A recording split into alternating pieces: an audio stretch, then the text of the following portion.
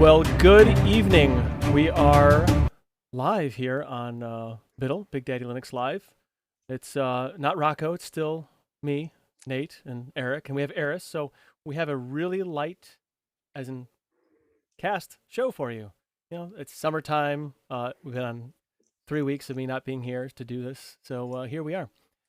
I do want to say so Biddle is we're set out to have a talk about tech around the virtual water cooler, or with your coffee, where anything that's Linux, tech, open source related is all on the table for discussion.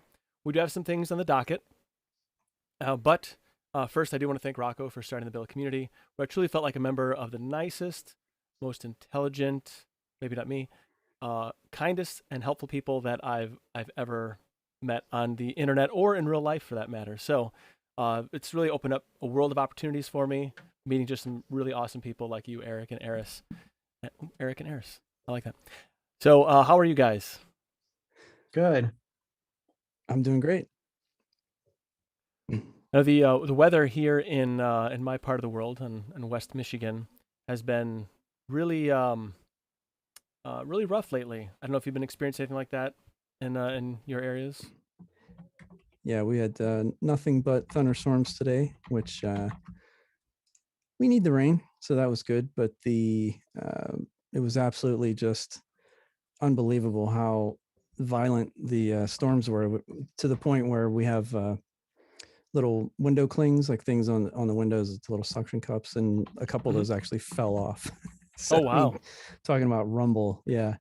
Uh, but I love a good thunderstorm. There's something very primal, very just visceral about the experience of It's having that. Yeah. yeah, it's an amazing phenomenon if you really like stop and watch it. It's just like it's there's the massive amounts of electrical energy moving from the clouds to the earth like that in this path Yeah. that I mean can go crazy. And yeah, it's really I think it's amazing. So yeah, it's and growing up, we get thunderstorms here a lot in the summertime. Well, historically we get thunderstorms a lot, and currently we had some nice ones today with some tornado warnings.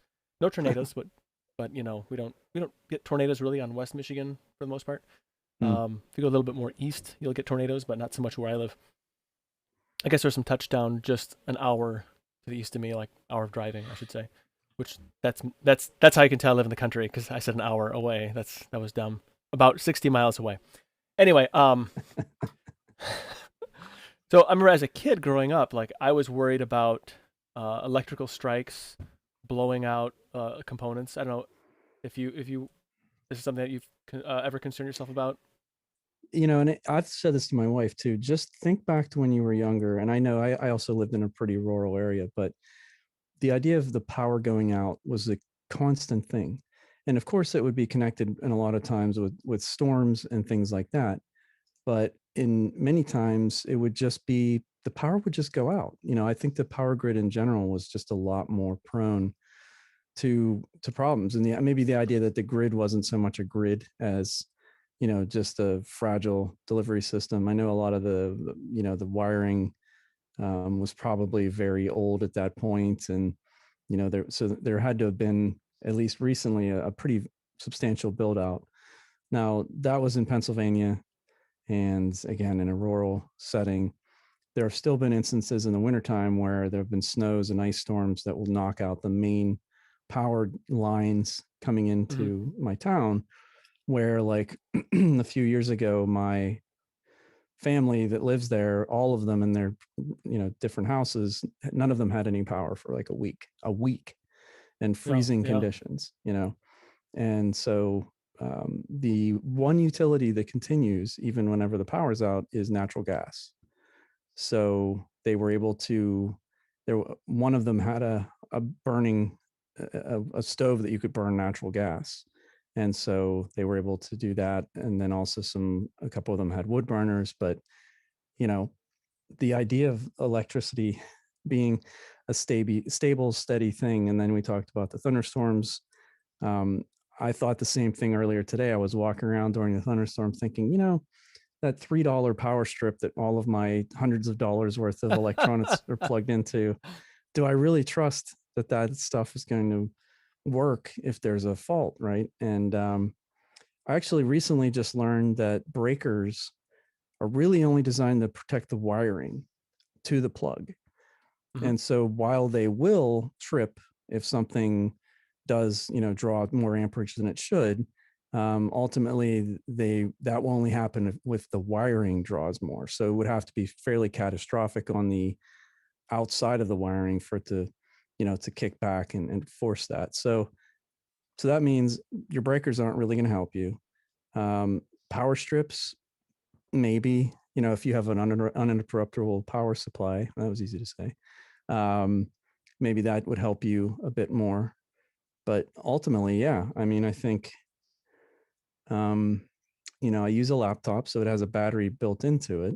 So that sort of gives me some disaster aversion with that. It's not going to just kick off, but it's still prone to a shock from the wall as well. So I don't know. I mean, I think if you probably put enough thought into it, and I know some people have whole house circuit breakers that will trip in the event of a power surge or a lightning strike.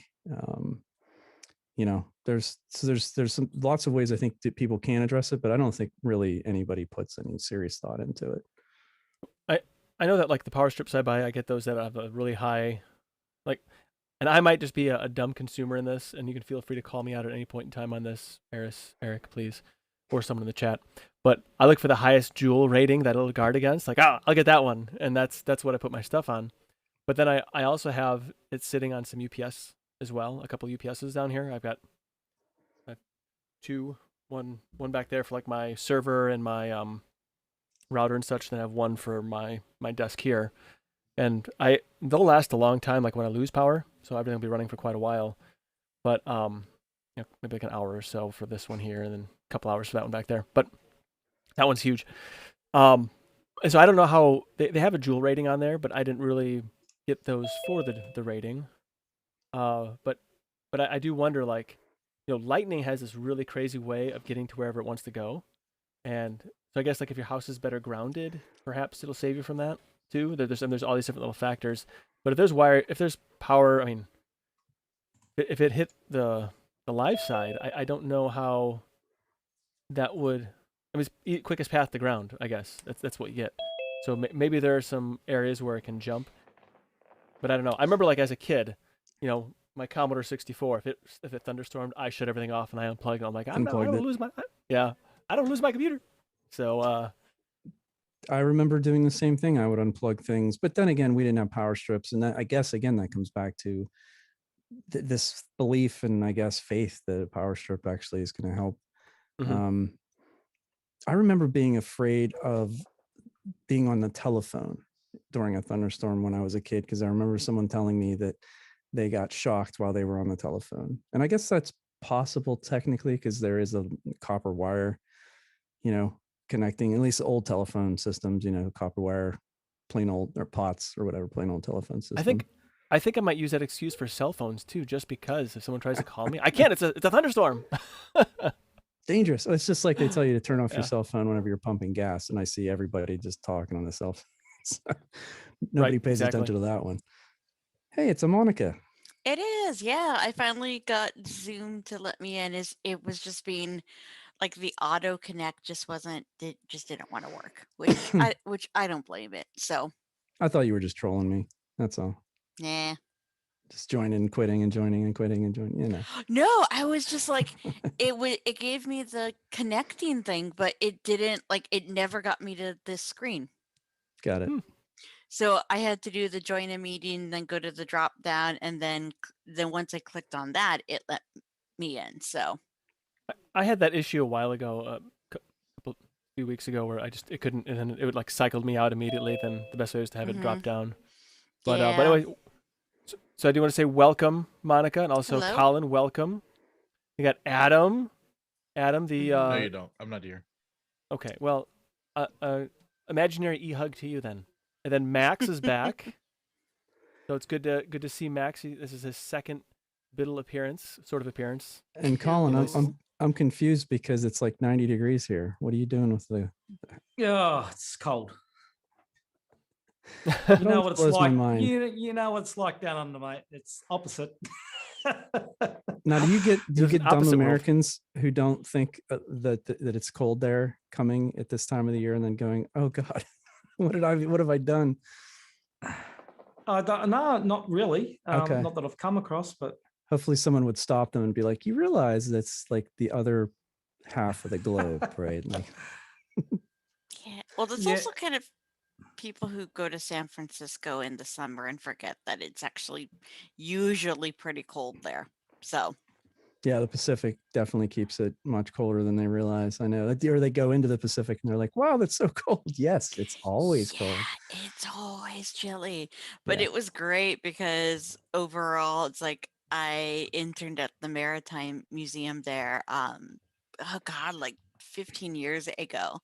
And I loved it because I got to wear like a jacket into work. And of course, I was staying with my nana in the East Bay.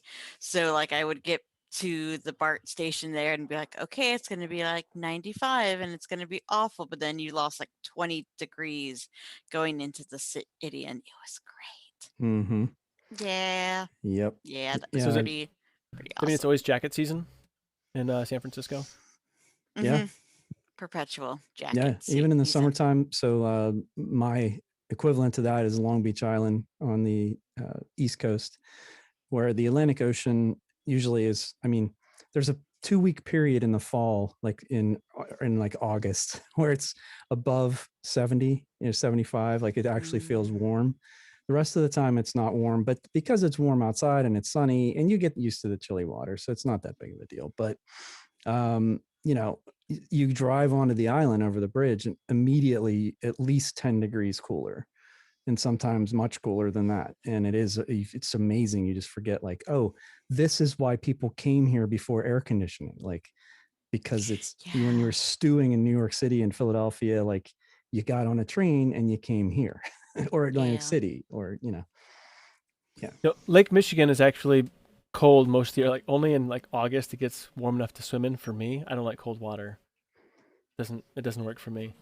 But yeah, there's like, and I live real close to the lake, so it's always kind of cooler here than it is if you go further inland into Michigan. So I like to say I live on the little west coast. Relative West Coast. Well, it's Hey, I West Coast technically Michigan. I technically live on the West Coast too, in Florida. The Oh, sunsets on the yeah. west here. I see sunsets. Yeah. My husband is from Florida, and at some point we're still going to do a day where we watch the sunrise on the on the Atlantic coast and then drive and watch the sunset on the Gulf Coast. Very which is doable. pretty amazing, honestly. we see the sunset here too. I'm in the west as well. Okay. It's really, it's cool. Nice. Okay, so you're on the west side of that country. Yeah, So I used to live in is the that- east, and then I moved to the west, the wild So west. how far? The Wild West. Now, do you have you have kangaroo problems there? No, it's a myth. Do don't see- you all have the mouse plagues? here we Some go. places, Ooh, yeah. let's some plot all places the do. different like weird conspiracy ideas that we think All of of the Australia crazy now. things about Australia. No, That's I've right. seen pictures of the mouse plagues. Those are no thank you. Yeah, mainly probably in the country, you probably get mouse plagues, or if you got people setting up new estates, that can happen anywhere, I reckon. If you're digging out new estates and redoing all those things, you could upset all the mice and all that, and they'll go running everywhere. So that can happen. Nope. I remember once when I had a mouse. I caught a mouse in my house many years ago. I caught him. I caught him by hand. I didn't want to kill him because I'm not that sort of person. So I went across the street. There was a vacant block. I went all the way up the end. My wife was watching me from the front door. I dropped him down on the ground, and he just went bang straight towards the front door. I said to Mrs., "Close the door," and he went straight back in the home.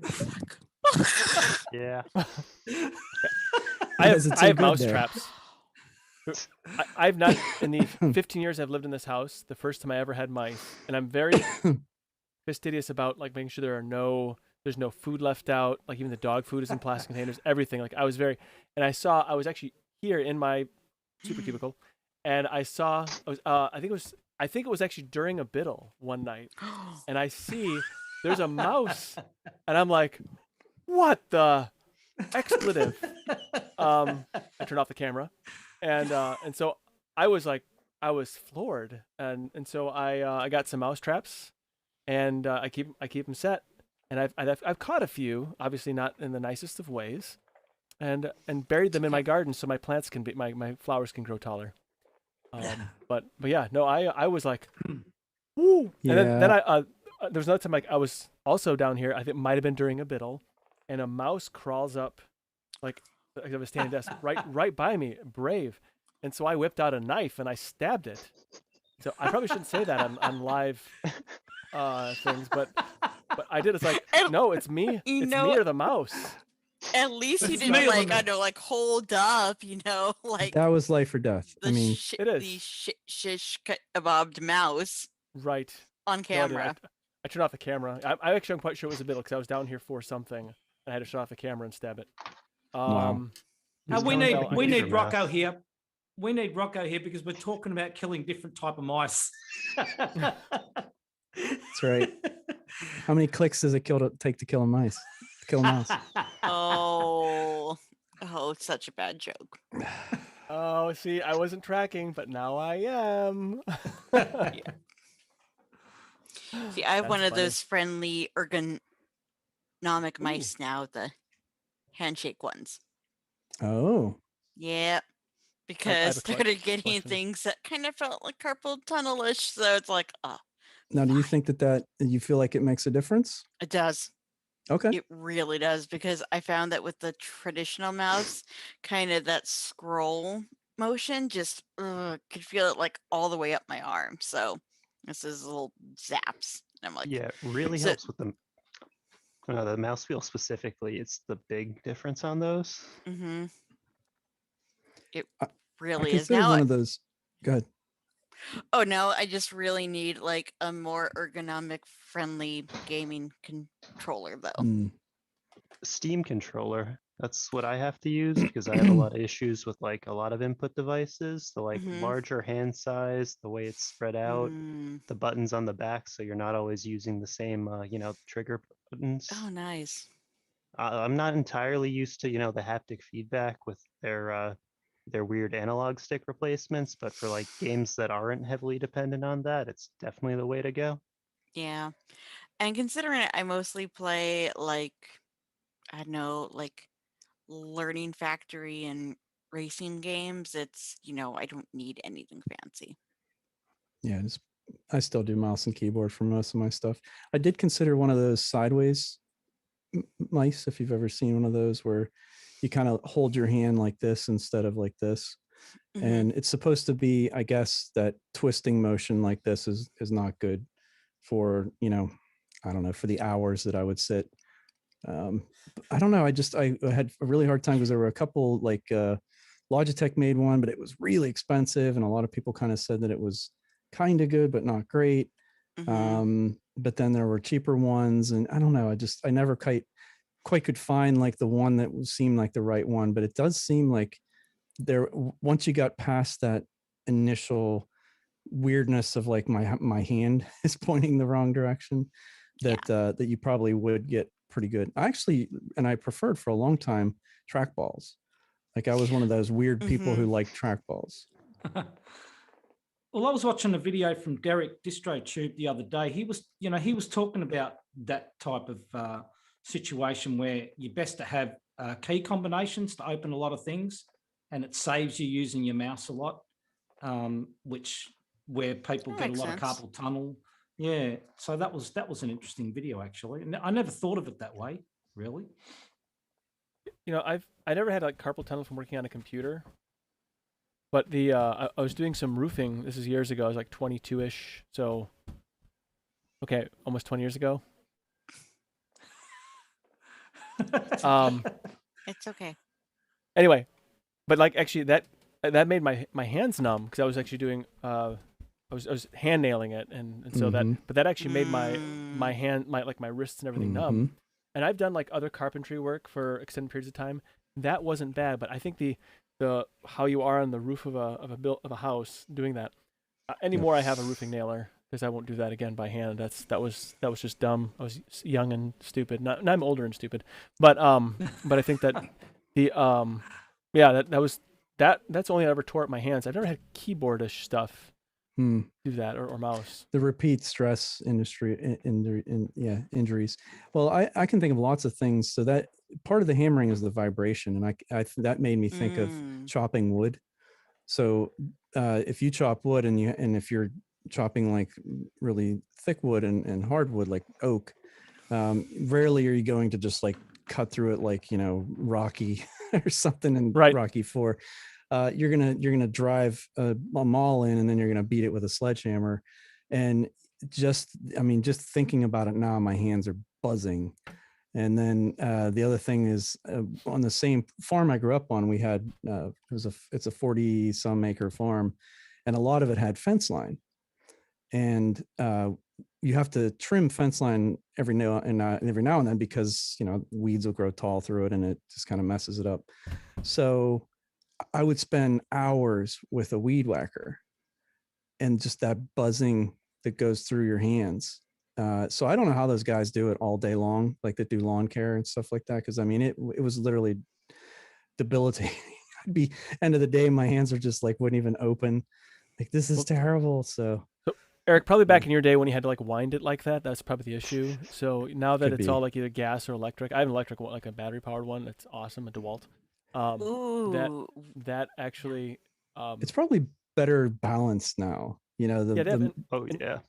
Instead of a one string, they actually have two strings that come out of it, so it is better balanced. Well, and I'm thinking that too because it wasn't so much the head, I don't think, as the engine, and it was probably a single piston, four stroke, two stroke, because it's mixed oil and fuel, and like it was probably not balanced right, and lots of vibration. I know that's something they've worked on, and I would guess electric tools are amazing. I'm not allowed to do any of those things anymore, so I'll never know, but I'll take your word for it. Yeah, I mean, it's fun if you're wearing shorts and you get into like some like I have to turn my weed whacker down, but one time I got into some poison ivy and it got all over me. Actually, it did actually end up being a problem, but I was told I was lucky. That like you only get like one of those before like your body freaks out. So I'm careful. You mean once you do that, then it gets easier. You get more sensitive to. The more you're exposed to it, the more sensitive you become. So it's actually it's a lose. The more you're exposed to it. So, wow. But I mean, if it was like Australian poison ivy, it would just kill you. It would literally just kill you the first time. So I mean, there's that. You wouldn't even you'd be within like 10 miles of it, and it's just Right. Yeah. It would actually probably reach out and grab you, and then like slice you up. I think you guys have got a lot of myths over there. Oh no, that's true. I read it once someplace. I think it's like in ruckusbucket.com. Is that right? I think. Right. Yeah. Or is it like the Duffel blog or Babylon Bee or maybe it was the Onion? I can't remember. Some highly credible source, no doubt. Right, exactly. I'm sure it was fake news I can trust. That's what it was, But yeah, actually, just I can go back to that. What do you do to protect your I don't know what the weather patterns are like in other areas. So like Georgia, do you have like massive thunderstorms in Georgia? All the time. All the time. And are you ever doing anything to protect your equipment? Because I mean, I'm sure like Adam, you probably have like these monster awesome machines that you probably don't want to get struck by lightning. You have like what do you do to protect your machines? I have trees that are taller than my house. I figure so you just before it'll hit us. Okay, so you just kind of okay. So Mother Nature protects you from Mother Nature. Yeah. Okay. I mean, I don't know if that works. I really do. Like, it's one of those things I've wanted to take care of over the years. Get like a UPS or something that will kind of be in the middle. My roommate has a UPS for all of his stuff, and he's smarter than I am. So we just got a UPS, I think, a few months back, and we have like both our desktops are plugged into it, and then we also have our router plugged in. So that way it gives us like, I think about 30 minutes of backup time as well. And so that way we have enough to save things and shut our computers down. So, and then if it's just a temporary outage, which they tend to be, and if they're a longer outage, we have more things to worry about. So that's pretty handy. But otherwise, it's just kind of unplug stuff and keep fingers crossed. So Yeah, I think the last time I had some power outages here, I did almost deplete my main UPS. It's a pretty good size, and that powers my server and my router. So I did, it was like when the power went out, this area was screaming down here. Just like there was a tree that fell basically on the power lines. Because like everything just kind of screamed. So I just basically shut off the unnecessary things, left the server going, and then it gets louder and louder as it gets less power, whatever. It kind of more irritating, I should say, as it has less power. So then I'm like, okay, fine, I'll shut the server down because I was at like 25% left, and then the power came back on. So I'm like, oh, okay, well, I guess I could have waited. no, because if you wouldn't have turned it off, then it wouldn't have come back on. So the whole neighborhood was reliant on me shutting off my server. Exactly. Is what you're saying. Exactly. Yep. Okay. All right. I'm gonna go ahead and write that down. Is that really cool old one that you have that with like the dials on it and stuff? No, I blew that thing up. Okay. That's called Murphy's Law, by the way. That's another topic. This is an APC. APC? Yeah, APC 3500, I think is what it is. And it's got two pretty good sized batteries in there. And I just put they're new, like last year, new or year before new, something like that. Yeah, the ones I had motorcycle batteries in them. Yeah, that's basically what they are. Yeah. And I would get them from work because they had a service life, and then they would basically, once they were out of warranty, they would basically just throw them away. And I'm like, first of all, that's terrible. Stop doing that. And second of all, I'll just take it and get new batteries. Stop doing that. And at least to just they'd close down. We went through this period where, companies, especially tech companies before, the cloud and, greater sort of network speeds and fiber optics and things like that. Before the telecommunications basically took over, the internet, basically, let's say, most companies were run either from small locations, like each town had a branch office or something like that. And then a lot of stuff was couriered back to maybe like a central office. And we had that setup. So basically every city had at least one or two offices to service the clients in that city. Then we went to this more centralized model. And so they would close down these offices. And I thought, they're going to try to donate the computers or, do their best to, and this wasn't just computers, but it was, cubicles and our office furniture. You think of everything that's in an office, right? Like filing cabinets, everything.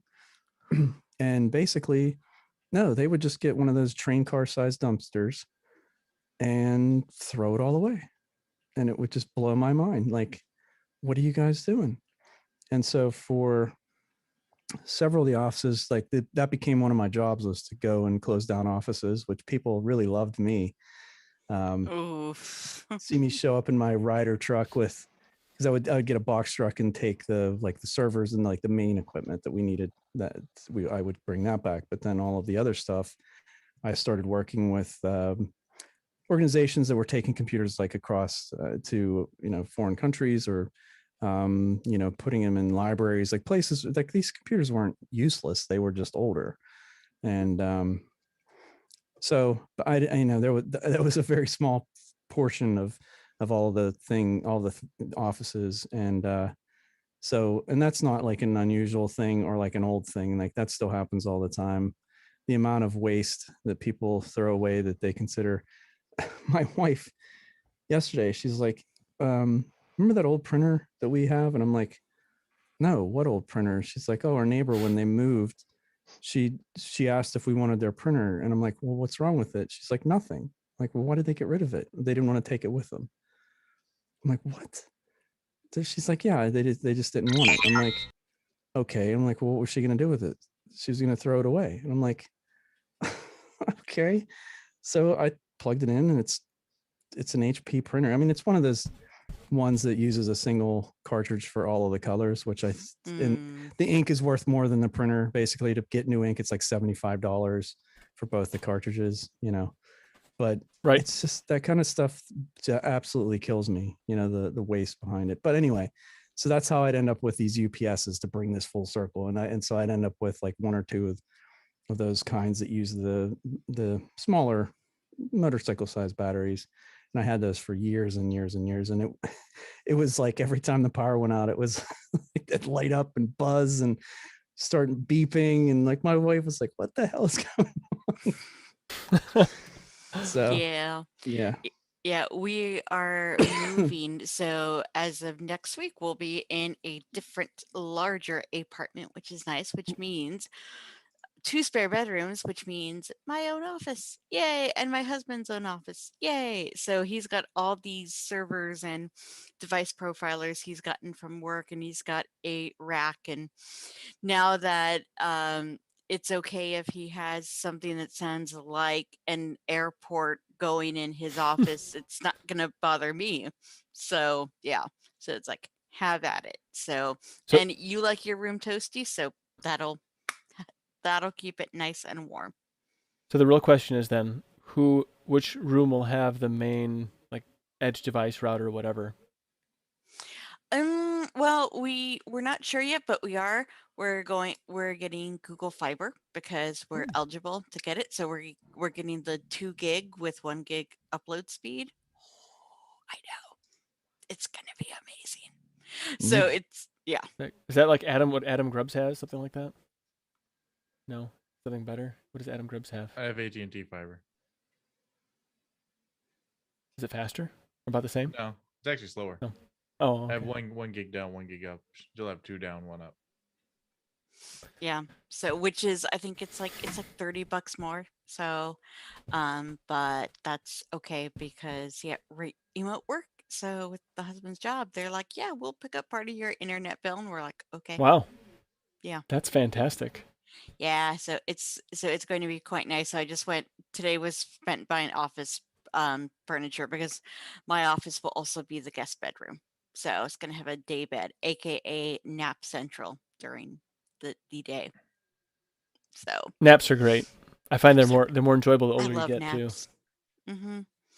And it's so funny to see kids like, when like they're fighting naps and don't want to go down. It's like, just wait about 30 years, kid, and you're just going to be like, oh my God, naps are fantastic. For sure. So Colin, I see everybody's picking on you because you're decked out in the jacket and the hat. Yeah. I probably should turn the heater on, but just couldn't be bothered. Well, you're conserving energy. I mean, trust me, I'm that person who's always like, have a warm beverage and put on a sweater. Yeah, well, I have a theory that you get sick if you're in and out hot and cold all the time. So I tend to just rug up is better for the body than having heater on all day. So I've also read that too. You've read that? Yeah, I've actually read that like in different like the better ways of living, one of those articles, and it talks about how like the changing the temperature is a shock to your immune system, and it has a harder time like adjusting, I guess, temperature adjusting, something like that. I don't want to be spouting off misinformation, but it's something like there's an issue with your body adjusting to the varying temperatures. So it makes sense. It really does, especially if you happen to come in, you're used to being out in the cold, and especially having a jacket on, and then you get warm very quickly and you start to sweat. And then if you have to go back, no, seriously, and then you have to go back out in the cold again. This used to happen to me all the time because I worked with deliveries and stuff like that in a cold climate. And so I'd be freezing outside and I'd go into someone's home and I'd be moving heavy things. So I'd be sweating. And then, it was actually really terrible. And I tend to keep the heater off in the truck because I didn't like being hot and cold, hot and cold, hot and cold. So. I was laughing at chat actually. Eric, were you one of those? Here around here, when we see people in June dressed like you, we assume they're homeless. Yes, that is true. you can be pretty assured that that's true. Ladies and gentlemen, may I give you Dan Kelly? Dan, it is so good to see your face. Yeah, I have not that's- seen you, and it's been a very long Oh. time. At least a year, well, I the think. tornado warning has supposedly been over at 8:30, so I came out of the closet, Yeah. which is Well, behind. it looks like all your doors are still attached, and I don't see any rain coming through the roof. So I can Yeah, guess it's the the tornado didn't touch weirdest down. thing. Right when you guys were starting, the phone was like, wah, you know, it scared me half to death because it almost never does that. And it was for a tornado warning, and I'm like, okay, they're issuing a tornado warning for my area. I don't hear no sirens yet. And no sooner than I was thinking that, all of a sudden I heard woo outside. So here I But am. You guys still are they tornado sirens, or is it just like the local fire hall or something? No, they have them posted all up and down the highway. Wow. I mean, they're far enough apart where you can barely hear them if you're in the middle of two of them. Mm-hmm. But I live off of a main highway, and there's towns, you know, that are on the highway, and they're usually on the outer edge of the towns. Yeah. But Well, people ask me about hurricanes, and I mean, hurricanes, sure, they're devastating, but you really have a lot of lead time. right. In most cases, you got days and days and days. Tornadoes scare me to death because it's always like, yeah, we were asleep in the middle of the night, and all of a sudden, like, we heard this whooshing sound, and like, what? Those ones at night are no joke. Like when all of a sudden your weather alert goes off at like 2 a.m. Yeah. Yeah. But yeah, a tornado warning means they cited one that touched down. Yeah. And it touched down in a town just south of me, and it was traveling down the freeway. I-96. It's trying to take out those sirens. No, I live on a highway, which is Might just be. a fast double lane road. This thing was going down an international interstate.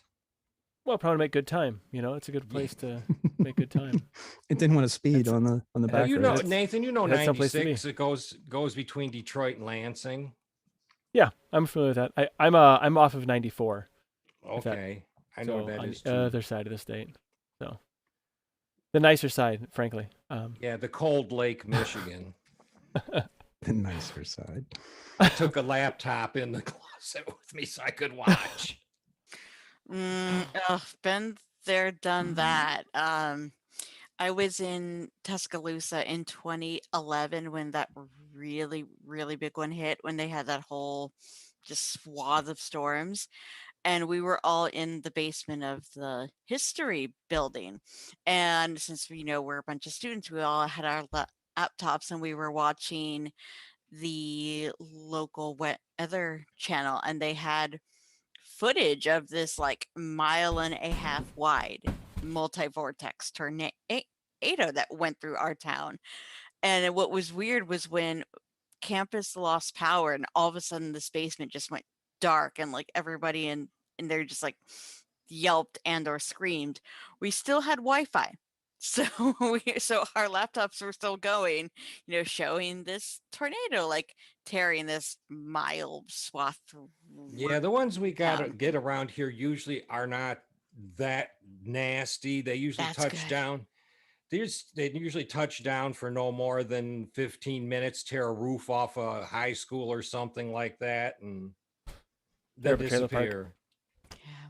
Yeah, they've done trailer parks too, but that's rare. I mean, the last time a trailer park was damaged around me, it was from grapefruit-sized hailstones, and it did a lot of damage within a 20-mile radius. Yeah.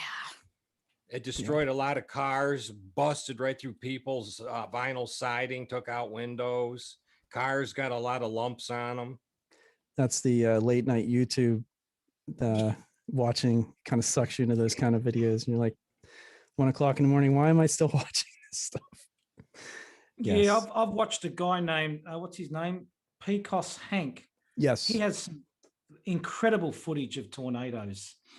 Yeah, he takes a lot of risks, that guy, but Yeah, he that's seems- his whole gig. Yeah. The weirdest Yeah. thing is the hailstones just missed my area where I live by half a mile. Hmm. Everything east of that got creamed for a while. Well, listen, I can get you a deal on a Pontiac that's been through a hailstorm if you ever need one. Yeah, you know Just that in the case. body shops after those storms come through, it's like, okay, and they're printing out the flyers and they're putting them on everyone's car. It's like, hail damage, call, blah blah Ugh. blah blah. Well, you It know is- what? Yeah. How damaged is it? How many miles are on it? Oh, I'm kidding. No, I mean, for you, I'll find you one. This is the Motor City area. We do strange things with automobiles. I mean, if that thing's sure. got like 50,000 miles on it, man, I'll go pull one out of the junkyard and do a motor swap. A roof swap. Yeah, we can do those too. Sure. Whatever you need. Could Mine you put has a gullwing nice doors? car. Yes. Yeah, gullwing Could you- doors. Put Yeah. gullwing doors on that That'd be Pontiac. That'd be awesome. pretty awesome. Yeah. Why not? Get like an old Firebird with gullwing doors. Yeah. That'd be great. Like, remember that show Mask? It was a cartoon in the 80s. Had that Camaro with gullwing doors on it. I think that's what it was. I could be imagining stuff now. I'm probably I'm probably just dreaming. Oh my goodness. Hey, Colin, I wanted to ask you. You were on a roll there, reviewing different Linux distributions and stuff. I don't know if I saw anything pop up for you recently. Have you been testing anything out? Well, he said he's Yeah, I gonna have- do yeah. Cute Fish, and I don't want to spoil it for everybody, but you want to tell Cute us what your Fish, yeah. thoughts on Cute Fish? I'm gonna put a link I'm in still- the description or in the chat. But if people haven't seen your Cute Fish, It's very cute, yeah. especially the thumbnail. I'm still running it. I've still got it on the computer that I made the video with. It just does regular updates, but no updates really to the UI at the moment. So it has like a panel and a dock, but the dock can't be hidden. So it does take up a lot of screen real estate because of that. And the smallest dock is not really that small. So there's a lot, but it's only 0.2. So it's really early in development. So, you can't really criticize it that much. There's a lot of work to do, I suppose, but it is quick, it's snappy, it's fast, it boots quick. So it seems to have a lot of positives, so to speak. It hasn't failed any updates yet, so it's all good.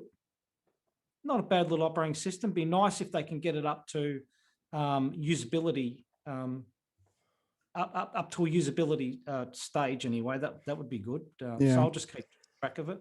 I think a lot of projects maybe put out something early just to garner some interest and see if maybe someone, that could help with the development sees it and finds it interesting and maybe at least can come in and help out. I mean, I know when I think of a lot of the not flavors for Ubuntu that have come into existence in the last year or two, they would get a lot of mentorship just by putting things out and then getting feedback and having either the folks who are working on other flavors or, people who are interested in it would come in and, help on the cinnamon remix or, Unity remix, stuff like that, Yeah. so. Yeah, Well, that's. this is. Sorry, Monica.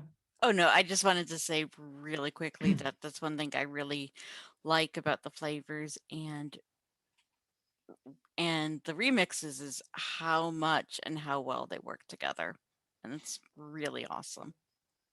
Yeah, and I would think Well, this is cute Cute fish is based what is Manjaro. it? Manjaro, okay. Yeah, it's another spin. It's another community spin for Manjaro. So you got to hope Yeah. that maybe one of the other spins, because technically everything except the XFCE, GNOME, and Plasma, I think those are the only three that are technically like the I core think so. Manjaro. Yeah. Yeah. I believe so. Yeah. So all of the other ones are community based, and some of those are very popular. So hopefully they would get some traction with that and some interest. Well, I've Okay. noticed a trend. I've noticed a trend lately. When you look at Cute Fish, you look at Jing OS, and there was another one as well. They got that very sort of nice looking UI happening. So that seems to be like a bit of a trend going on in the Linux world at the moment. Do you think that's an anticipation of more mobile devices? I think so. They look, yeah. Well, that's the sort of UI it has, isn't it? It sort of seems to be. I don't know if I don't think you. It's one of those subjects where I don't think you'll ever take away the PC. I don't think, but people talk about it. But there's just some things I don't think you can do on a mobile device, video editing and all that. I don't think you can do that unless the technology gets so much better that you can have something in something so small that you can still have that power. It seems to be heading that way anyway. But Yeah, the Until battery's Jarvis is probably a the thing. constraint. That would be Yeah. awesome. Just saying. but I did. Sorry, I did do another video on a distro called Pack OS, which is. I remember Esnix did a video on it, I think a couple of years ago now, and I found it interesting, and I did a video myself. And then the guy who's working on it asked me to do another video. So he's trying to create his own distro for the Pakistani people because they have, apparently they use a lot of, still using XP, probably insecure devices in Pakistan for people who can't afford it. I think we tend to forget about that. There's a lot of people still around the world that can't afford new technology. So, and that's where I think Linux comes in heavily into around the world, where people will use it because it can make their devices more secure and run better. So it does come in handy. Yeah.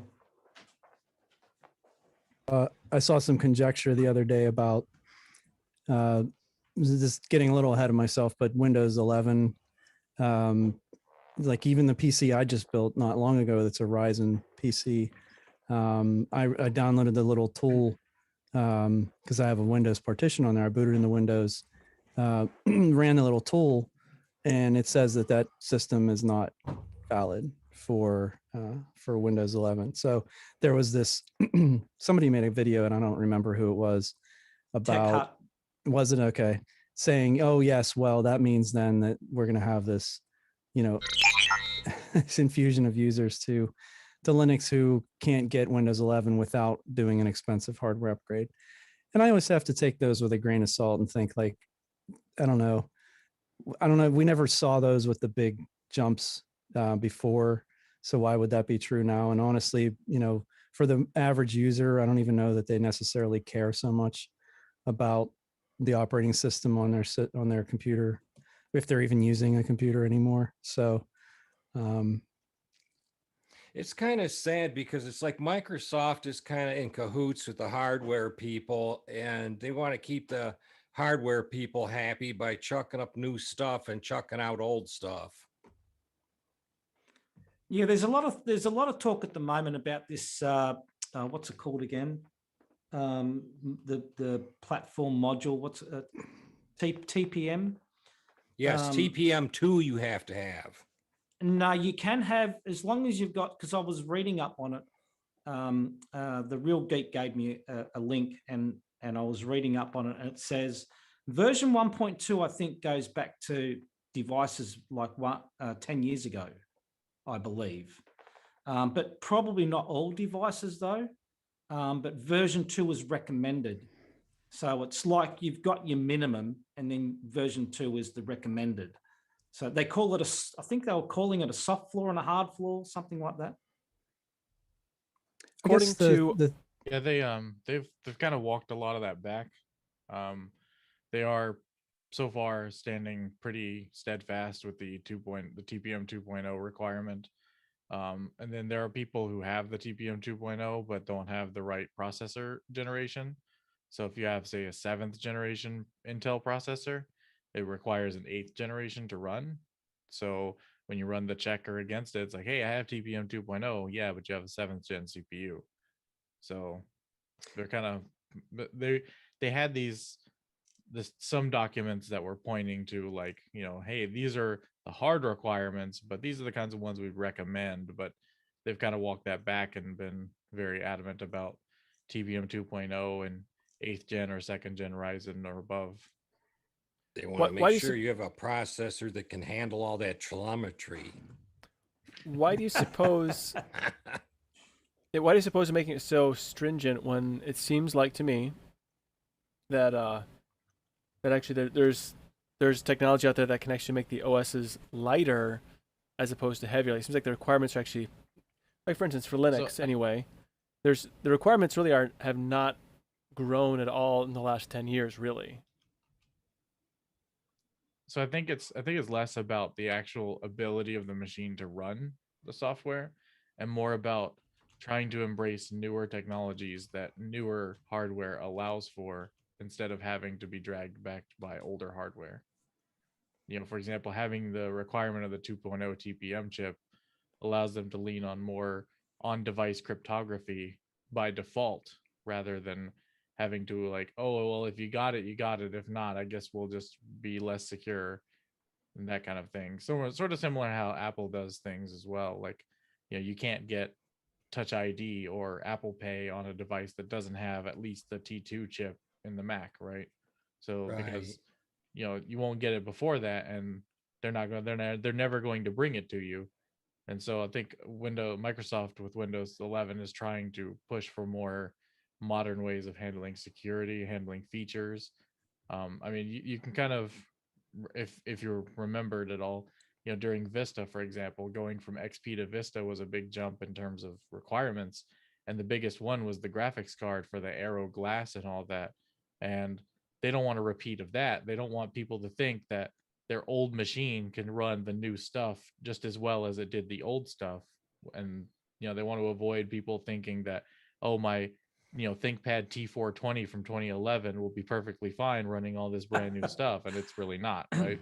So, they're just trying to manage expectations. I think that's the biggest one, that and enable new features. I guess I have to run that tool again and see. It didn't seem apparent to me exactly why I wasn't able to. Like, it just kind of said, ooh, whoops, or Which sorry. Which machine was this? The Ryzen 7 system I have. So you built that machine, right? Yep. So your motherboard may have a TPM chip on it, and you may have to go into the BIOS to enable it. Yeah, Gotcha. there is an enable on it. Yeah, Okay. if you don't have the chip at all, then, well, that's why. But got it. That would be the big reason. That's another confusing point that's been brought up, is that the biggest problem is with aftermarket machines, people that build their own PCs or whatever, because most newer laptops and desktops have them if you buy them from an OEM. But the cheaper motherboards may not even have the chip at all, in an effort to save money. And then many of them that do have them disabled in the BIOS for, because previously the only real reason you need one is for stuff like BitLocker encryption and things like that. And they're like, this isn't gaming focused, why would we turn that on, kind of thing. So now that it's become more of the forefront, that's going to be a fun one, trying to explain to even gamers who might not be PC enthusiasts, right? They're just like, hey, I just like to play games on my PC. Like, trying to explain how to walk through a BIOS and find that setting is going to be a fun one. So the motherboards I have a spot for a TPM module, but I don't have any TPM modules in any of my systems that I built. Correct. So I think not it's built. Not all of them have it. Yeah. Right. So that's going to be interesting. I wonder. It's an interesting sword to fall on, I think. Yeah, well, I believe, just going back to what Adam was saying, I believe some motherboards may have the availability as well, but you got to go buy the chip or the module and put it in as well. Right, so but I mean, it's a very thing that we're talking about. It's a very interesting requirement, though. I mean, okay, so I understand it's a security module. I don't know a lot about it. It's probably not socketed neither. It's probably a surface mount. Well, there are other options other than the dedicated discrete TPM chip as well. A lot of motherboards, I think Intel labels it PTT, and I think AMD is like FTPM. They're basically firmware-based TPMs, so they actually use the trusted execution cores in modern CPUs to sort of do the same thing that a discrete TPM module would. So even if your board doesn't come with a TPM module, your CPU may actually support like sort of a firmware level TPM that might work perfectly fine in this case. But it's going to be another BIOS type thing, probably. Correct. Yeah, it'll just be a setting in the BIOS. Yeah. Yeah, and it sounds like maybe it wouldn't be enabled by default, which is probably why it's not on my system. Correct. Yeah, and again, it also, for some other people, it may have that setting, but you might have too old of a CPU generation that's not fully supported. So I remember having the argument years ago about the XP to Vista update and people being upset about it, and me saying, well, first of all, it's a good idea that they have this recommendation because you're going to have a bad experience. And what good is that going to do you? I mean, you probably have to turn all of that stuff off anyway, which you could at the time. And then it's basically just going to look like XP anyway. So like, what difference? Yeah. What benefit are you really getting? And frankly, where is it, written that you have this expectation that every machine you build will be able to continuously update in perpetuity? Yeah. And I mean, I guess that's sort of like you've said with, mobile devices and things like that as well. There's probably a reasonable expectation. Now, I think it should be a little longer than perhaps, what we've seen historically. But at some point, you definitely have to say like the minimum requirements have got to be met, for this to be a reasonably decent experience. And so Windows 10, ends in support in 2025, which that'll be 10 years of support. Like your machine that's capable of running Windows 10 will have ran Windows 10 for a minimum of, like at least 10 years it would have been supported, right? So yeah, that's a pretty good, that's a long stretch if you know now. If you know now that Windows 11 is coming in 2021 and you got 4 years until Windows 10's gone, unless you got like some serious FOMO or you got money burned in your pocket, you can just save up money over the next 4 years to buy a new machine when you have to. Yeah. Like I feel like 4 years of support is plenty of time to like, hey, and of course, some people might be thinking, hey, if I wait until, a couple of years down the road, Windows 11 will be a little more, ironed out and such. Yeah, maybe we can all afford a graphics card by then. I'm not holding my breath now, but well, I'm genuinely curious too to see, I think Apple's led the way a little bit into the alternate to Intel chips, right? And the idea that we may not even necessarily be doing x86 like we have been. Are we looking at a different future in technology anyway? I don't know. I don't know how fast it's going to happen. There is some very interesting technology in Windows 10 in regards to ARM recompilation. So, and I believe there's some like software tools for adding in x80 or x64, so 64-bit ARM, like x64 code within your ARM binary, so that so you don't have to necessarily sort of dynamically recompile the entire binary at once, but you can run the ARM native stuff and say maybe there's some middleware or something that just isn't available for ARM. You can have that part into your code and just only that small part be emulated to keep performance higher. That was something that I saw covered in regards to Windows 11 with ARM, which is sort of kind of what Apple does with their chip, although their stuff's done in hardware rather than software. Yeah, I wonder, you think 4 years like that, I mean, 4 years is a lifetime in most cases for a PC, if you're using it on a regular basis too. I think maybe where it comes into where it might be a problem is I've got that old system that it does 3 things.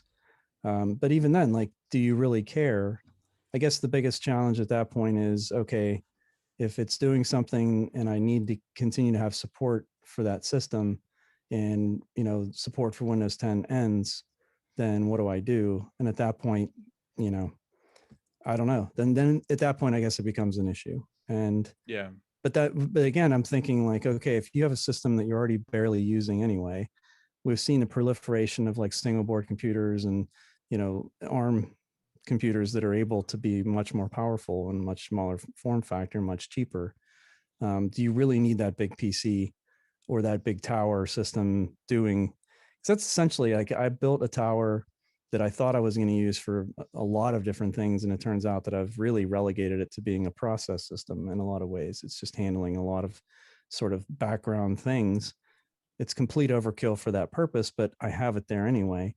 When it comes time to replace it, I'm going to be hard pressed to want to spend the money to build another full tower system.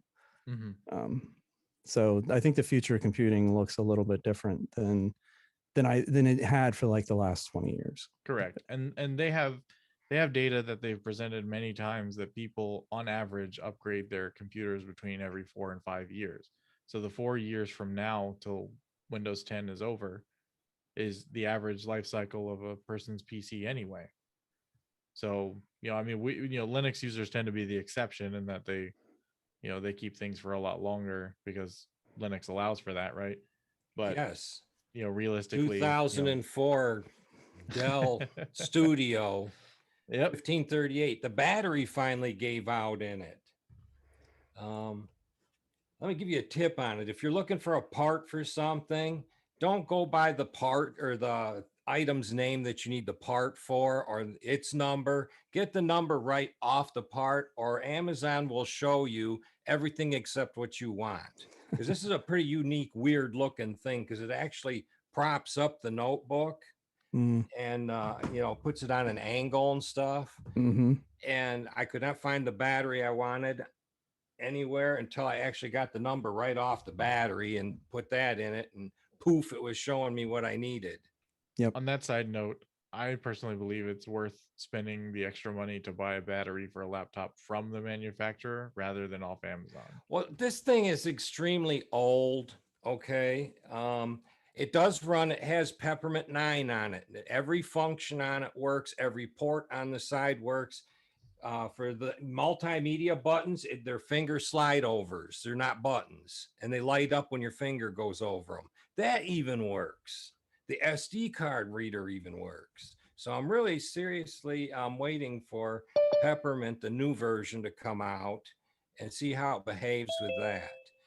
I hate to dispose of this laptop because they don't make them like this anymore. The keyboard is awesome on this. I mean, it's almost clickety, but it's not. The top I will say of it's a rubberized plastic, this is some kind of grip stuff, so you can't drop it. So actually, Adam's correct on that the whole battery thing. Mr. Cheapo would buy these for my Dell Latitude D630, which I ran for about 10 years. I'd buy those batteries on eBay, like, oh, it's actually has higher capacity and it's only $10, and it lasts 3 months. Like, hey, what's going on here? So you spend a little more money for an actual battery, and you don't get this weird thing.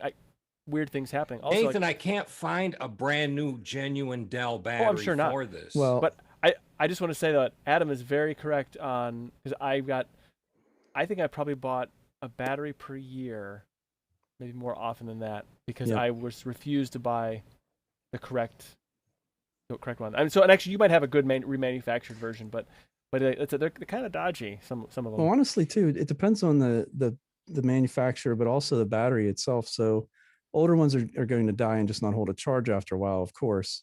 But this XPS I have, it's only coming up on like 3 years old, and I started to notice that the corner of the touchpad was lifting a little.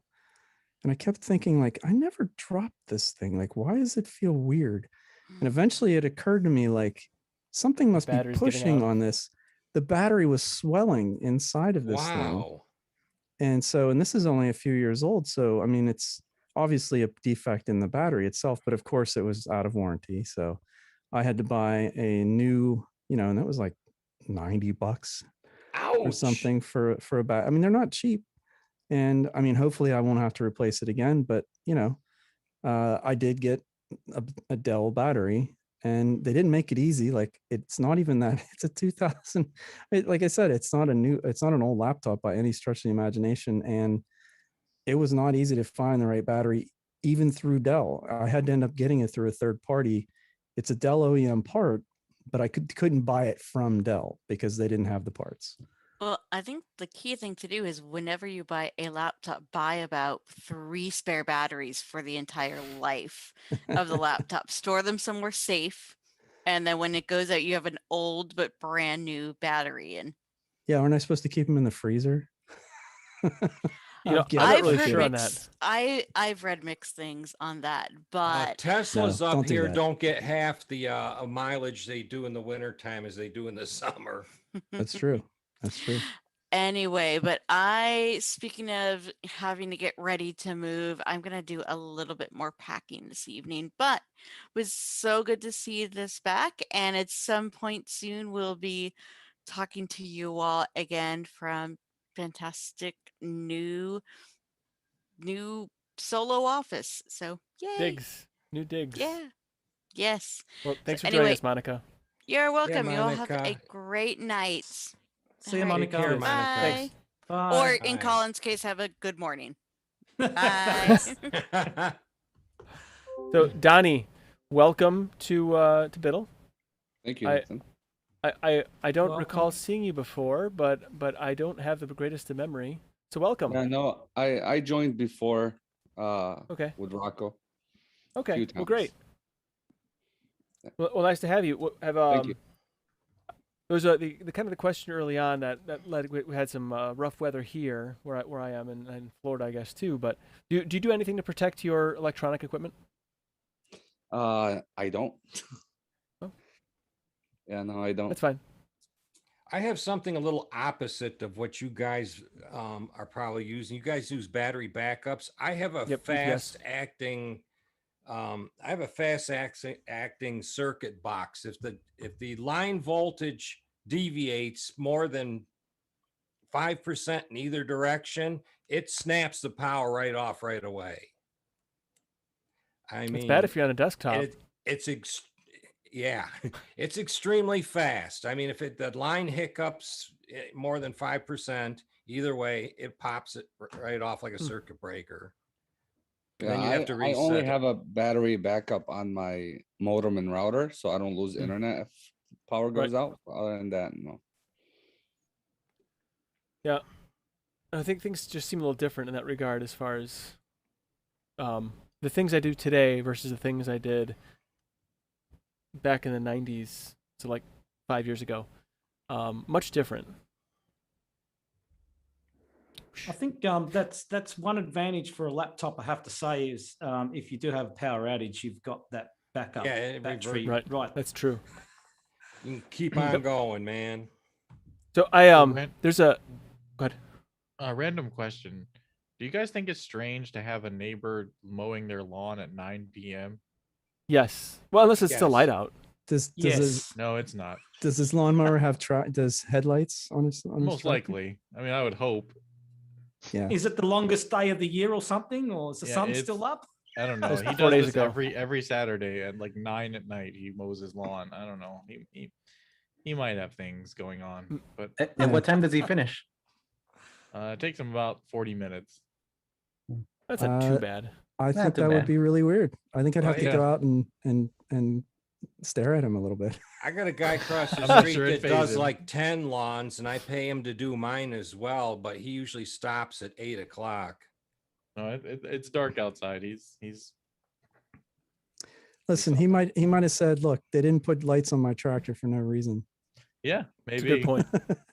Yeah, He's got there's those Casey off-road, he's- Baja lights. He's living his best life right there. He's living something.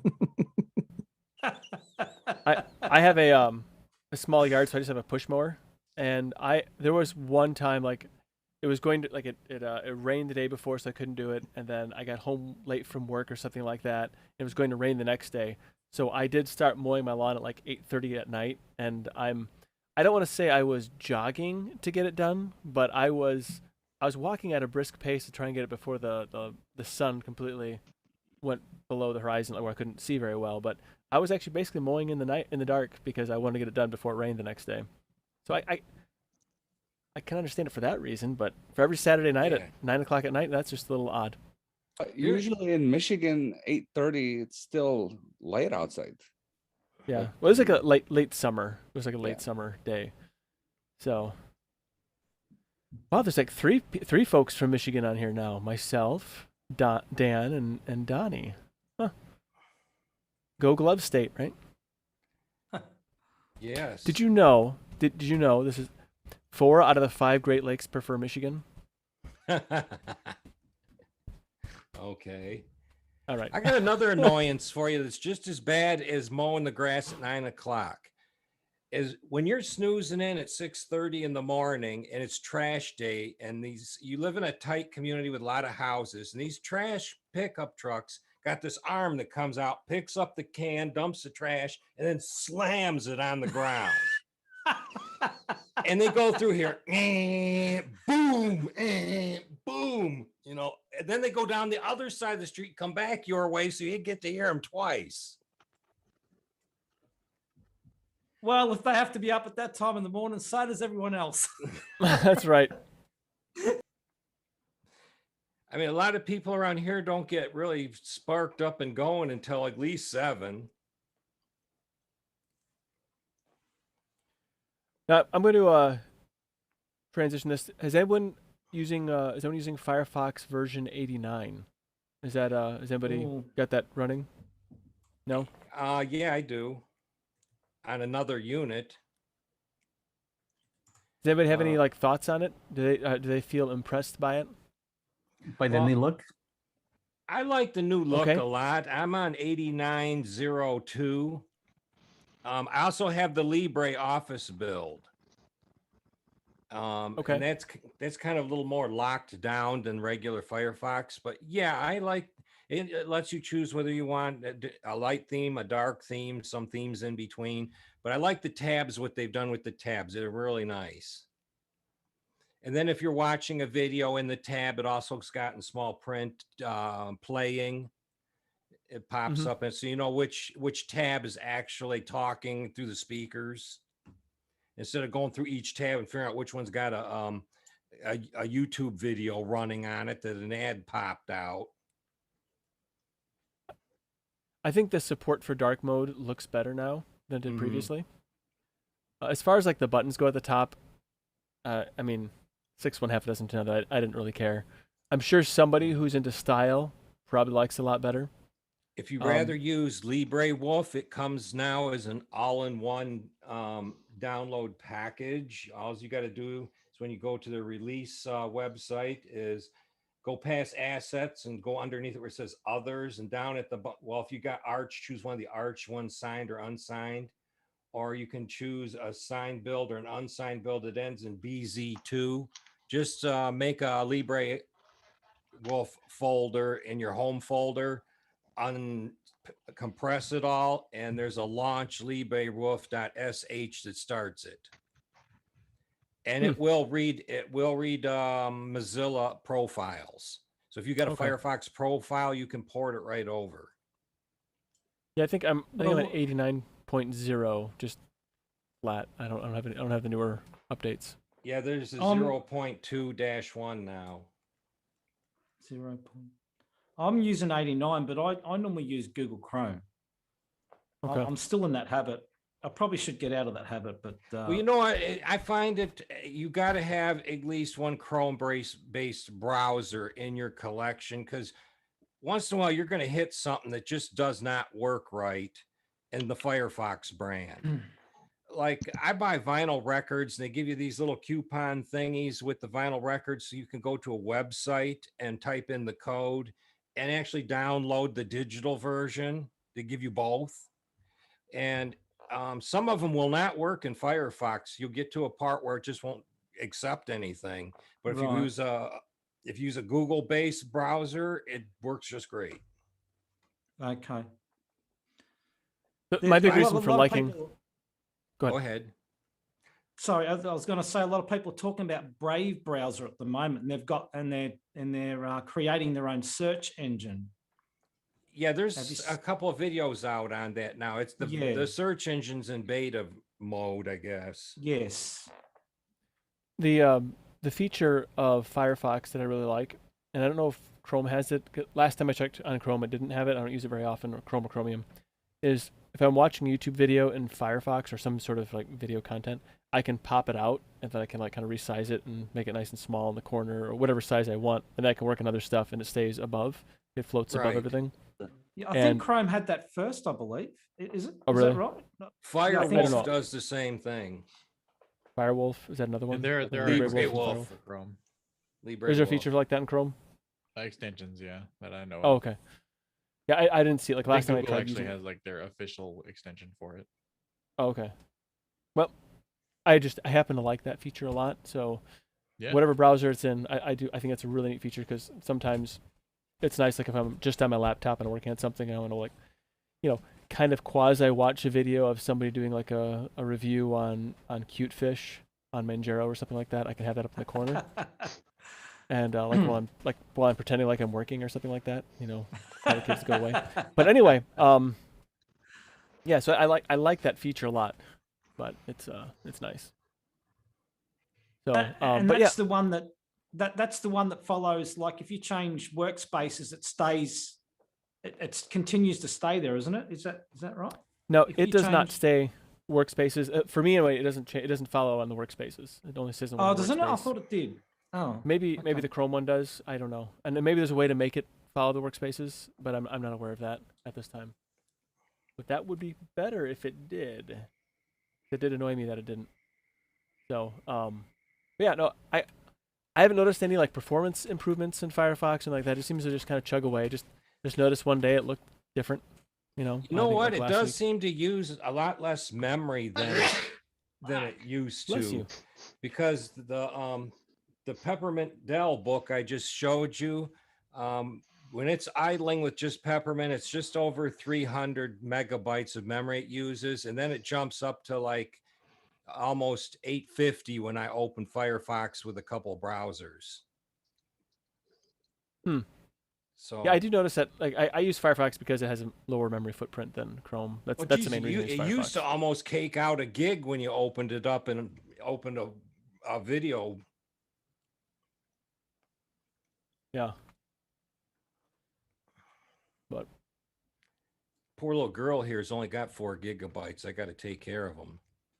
you gotta be real kind to it. It's not a lot nowadays. When's the No, it used to average be a going to lot. be 8 gigabytes of memory? When are they going to start selling an average of 8 gigabytes? They don't seem to. I think we're already there. Yeah, I'm Are pretty we? sure. Yeah, I think Yeah? so. Even Yeah. low spec, like you can still buy low spec laptops that still have 4 gig in it, right?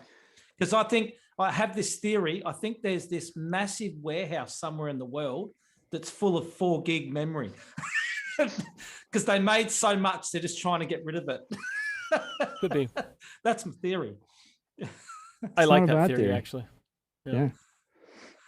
Works for me anyway. I think it depends on the manufacturer and also the operating system. So, we were talking about Windows 11 earlier. I mean, it sounds like, 8 gigs is going to be, if it isn't already, the new standard for new PCs, if we consider that most PCs are sold with Windows on it pre-installed. And then, so if you're buying something new for Linux, although, it's funny, I have seen a lot more news around Linux hardware recently, especially Okay. specifically laptops, but it seems like, go ahead. I have the specs here for Windows 11. Minimum system requirements: 1 gigahertz or faster 2-core processor, 4 gigs of RAM, 64 gigabytes of storage, UEFI secure boot capable. Now, graphics card. Is there a minimum and a recommended though? That Because I'm is- guessing that's the minimum. That's the minimum. Is that from tomshardware.com? No, this is from Microsoft's page. Oh, okay. And they don't give anything. They don't give anything for recommended. Really? That was the Okay. other thing. Yeah, secure boot is a requirement for Windows 11. It has to just be says enabled. system firmware UEFI secure boot capability, and HD resolution of 720p, graphics card DirectX 12 compatible graphics with WDDM2X, whatever that means. So Yeah. that's what I got. They also the on Tom's Hardware. I'll put the link in the the YouTube chat. But there, it does talk about like those things. It has a 9-inch or larger screen with 720p resolution. Okay. Internet connectivity and an MS account, no offline installs. I thought that was interesting. Yeah, that to me was like, I don't know. I mean, I'm sure that probably works for a lot of people. That's probably not a big deal, really. And then GPU compatible with DirectX 12. So that's I think that's gonna whittle away a lot of old hardware. So if anybody complains about 32-bit support being dropped, like, well, I guess use Peppermint. Yeah, in an age when we're trying to conserve hardware and keep things out of landfills, it's like, none of these companies are on board with even thinking about that. Yeah. Well, like Adam said, I mean, I think most people think of a computer as lasting 4 to 5 years. Well, just think of all our ancestors that had CRT TVs that had tubes in them and had stereo systems in their house and stuff. That stuff is all buried, and that's millions of people times. Some houses had 2 or 3 of them. 2 TVs? You must be rich. My grandfather had 2 colored TV sets, one in the living room and one in the kitchen. They were tube-based. They weren't transistor units. They're in the landfill somewhere around here. Yeah, I don't like landfills. They kind of bother me. Yeah, well, I think printers are a good example of that, to be honest, because I mean, you can buy a new printer cheaper than you can buy new ink. The ink, yeah. I agree with that one there, Colin. I went the laser route. Yeah, and you know what? If I still printed on any regular basis, like more than, for me, I honestly once a month maybe I print something. But if I was printing on a regular basis, lasers the way to go. Yeah, they're more expensive up front, and the toner cartridges are more expensive. But honestly, for what the quality you get and the price per page is so much lower than and I guess the only weakness, and I don't even know if this is still a weakness, would have been photo printing back in the day, that lasers couldn't get that fine detail that an inkjet could. And I for a long time, like that was like the big deal, right? You could print your own pictures, right? Because we all had digital cameras, and like this was the first time that we could take our own pictures and not have to take the roll of film to somewhere to get developed. And it was like, okay, well, how do I print my own pictures now? Yeah, and then you rapidly got you got your new ink cartridges and found out how much it really costs to print your pictures, and found out you could take them to Walmart and have them do them for half the price. Well, and honestly, anytime I need pictures now, that's exactly what I do. I use I don't know, I don't even remember. I think it's Walgreens I use now, but their online service. You just upload the JPEG images, and like these are. So I have 2 grandmothers who are in their 80s. They're about to hit 90, actually, and neither of them use computers. So when I want to send them pictures of my daughter or something, I have to send them legit like printed pictures. And so rather than printing them and mailing them, I just go to one of those services, because they do it for literally like 5 cents a picture, and then they ship them free.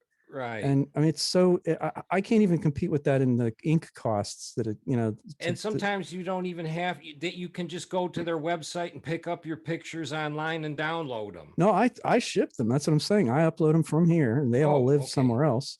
I upload the images, get the print, 4x6 prints or whatever. And it's like literally less than $5 for like 20 pictures. It's like, seriously, like last time I think it was $3 something. And they print them and mail them directly to my grandmother's. And then I call them and talk to them, and they're like, "Oh, thanks for sending the pictures." Like it was some big deal, and it was like less than, it's like $3, How am I going to compete with that? And why would I even bother doing it? Like if let's say I did want the printed pictures like you're saying, Dan, yeah, I could just upload them and have them ship them directly to me, film, 35 millimeter film is making a comeback? I'm sure there's a sort of thirst for, vintage things. They opened up 2 new processing centers in the United States that can be, companies can send the film to have it developed. Oh, okay. I Yeah. think it was Basic Engineering or some engineering channel I seen on YouTube had a very long skit about it. Well, you know, let's also not forget that record sales are higher than CD sales. Yes, they are, and I'm still buying vinyl. You know, you can't lose with newer artists because they give you the download key and with the vinyl. Yeah. And it's still a fun way to listen to records, and not everybody does it. You know, we're never going to see a takeover of vinyl, just like I'll never see another Photo Hut in my life. Right. You know, but that's okay. I can get behind vinyl because I think vinyl is kind of fun. There's something neat about that. You know what? There's giant disc, it's not just but the it's vinyl. It's the album cover that you get. You open it up. The and album art. Us blind people can really actually see all the stuff in it, rather taking a little pamphlet out of a CD thing and putting it under a microscope and you're reading it. Yeah. But I don't think the 8-track is coming back. Sorry, No. Alan. I don't think. I think the 8-track is. The No, but I'll 8-track tell you, was doomed cassettes- right out of the box. But cassettes themselves, funny enough, I mean, I don't know if you watch, like I watch Tech Moan, and he does a lot of stuff. Oh, yeah. Especially the metal, you know, the good CD or the good cassettes with like Dolby noise reduction, and all that. Like they sound really, really good. It's just getting the right equipment and getting, and you really have, it's a hobby, right? You have to really want to do it. But you think about a cassette was actually a really easy way to transport music, to take it to your car, to bring it into your house. And, you know, the CD was never quite as easy, in my opinion, little less robust. Yeah. Could scratch too easily, stuff Also, like that. mixtapes. Come on, mixtapes are awesome. Remember, like sitting in front of the radio, recording your favorite song. I will never would go come back on. to tape again. You guys, I don't know if you realize this, but another one of my hobbies is I repair vintage equipment. Oh, do you? Okay. Yeah, and with tape decks, they're terribly put together to where they're booby trapped. So when the belts actually dry up in them and turn to dust or mud or whatever, when they melt, it's like it's like working on a Rolex watch to put a new set of belts in one. And when it eats one of these belts, it eats your tape. And for that reason, I won't go back to tape again, because even with car stereos, and they break a belt, some rollers stop rolling, the tape bunches up inside your radio. Next thing you know, you're having a tug of war with your dash stereo. I mean, I think the vintage craze would definitely, when you draw the line at your car, I don't think anyone's putting a tape deck back in their car. Yeah. But if you had some, like a component system at home, and I don't know, the old hi-fi equipment was neat just because it had, you know, the analog meters and the lights and the glow, and like there was something very sort of analog. But even about with it. You know, like the TX tape decks for your home stereo system, they got the layers for all the rollers and everything sandwiched together in such a way that you got about 50 or 60 pieces plus screws and hardware all over your kitchen table trying to change 3 belts. Oh, they weren't meant to be serviced by the end user, no doubt. I don't question your experience with that. And honestly, I'm not doing. Here's the flip side, though. They give you a booklet with a wiring schematic and everything in it, which you get with nothing today. I got a full booklet for my Pioneer SX 1250, and it shows you everything in it you need to know about the machine and how to repair it. Yeah, well, I think they expected people to keep it and then maybe not throw it in the landfill. And the funny thing is that people who love vintage stuff today would kill for some of those systems that people did throw away, right? So you never know when something's worth, like, that's what I respect about, one of the things I love about Nate is, like, I think back of all the things I've owned in my life, and my old, you know, Tandy computers, and my old, you know, the things that I had throughout my life, the consoles, and I actually had my aunt tell me that she has my Sega Genesis console, which it kills me that that's still in a box somewhere in her house.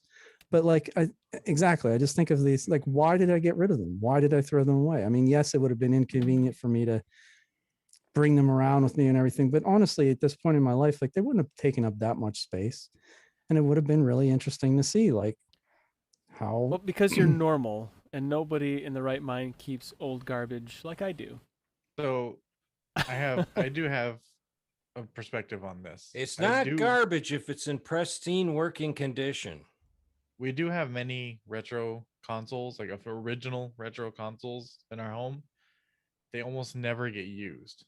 And it's like, it's one of those things like, oh yeah, these will be cool to have. These will be, we have games and stuff, that we can use them. Like they're fully functional, but they're just not something that we use. Like maybe once in a while you might want to bust it out and play a little bit, but it's like, well, it's horribly inconvenient, and I could just play some newer port on my Switch or on my Xbox or on my computer or something.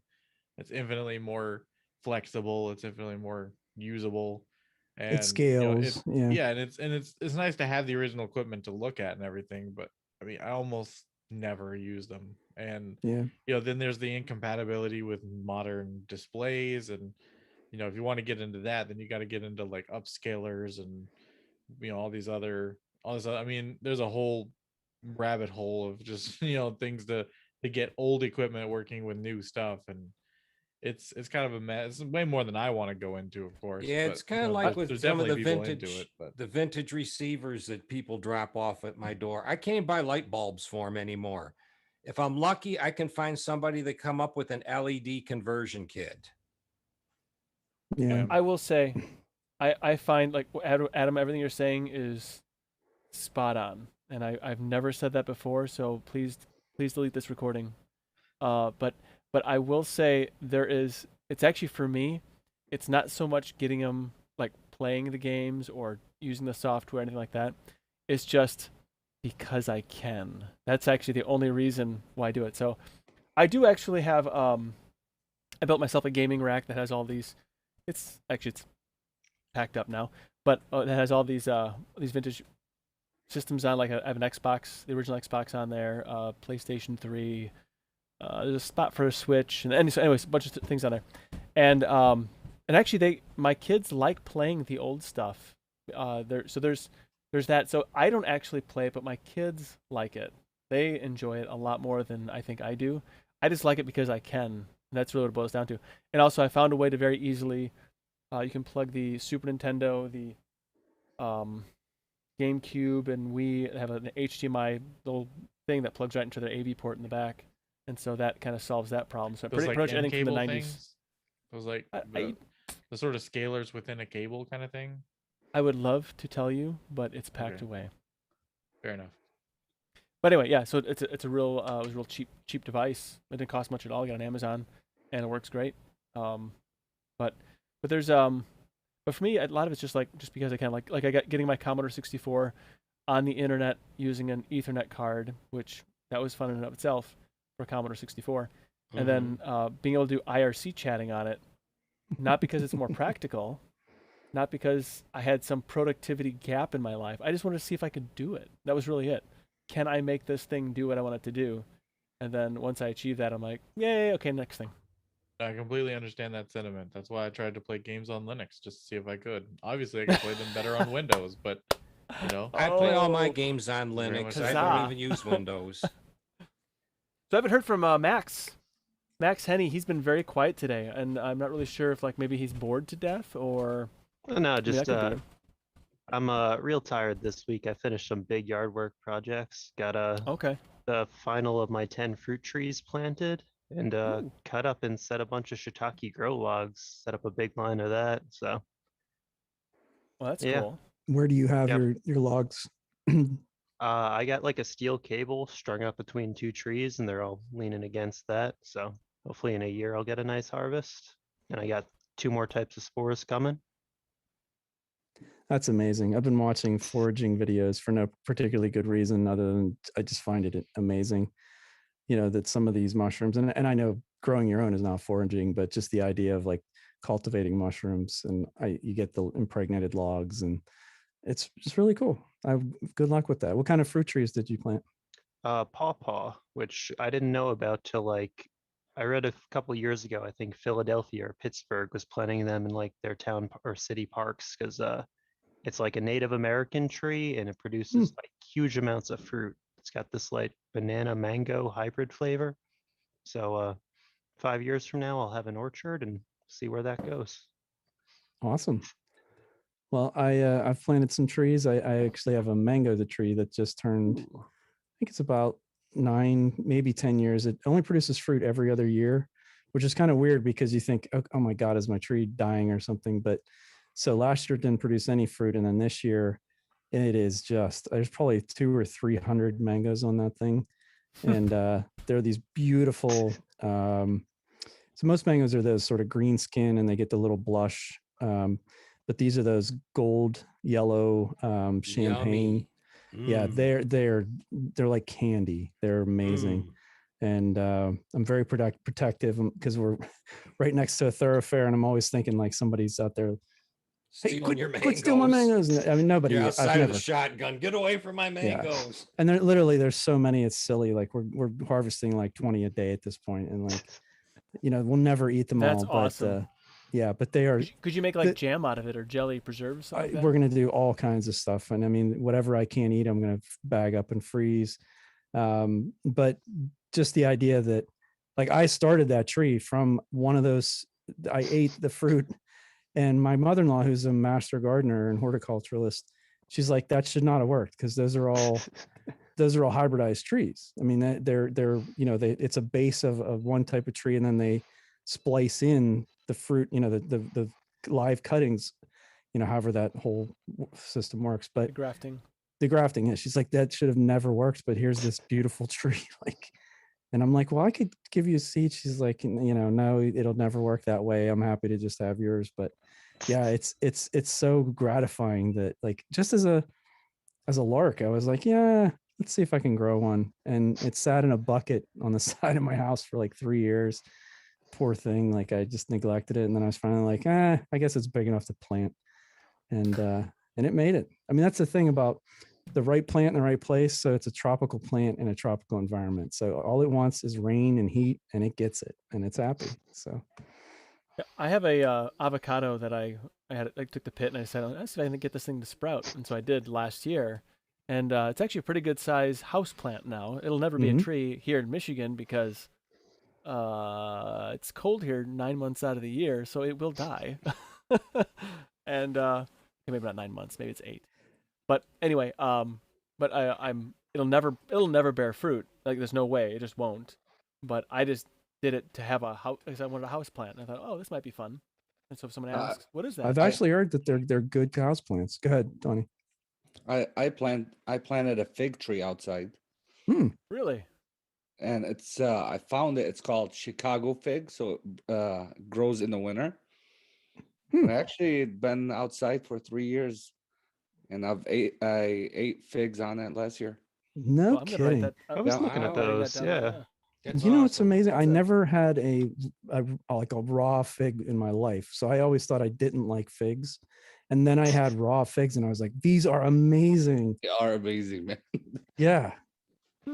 We have a neighborhood. We have a neighborhood cat who keeps pooping in our yard, and I think it's growing cats because there's more cats now than there were before. They're pretty. That's the logic.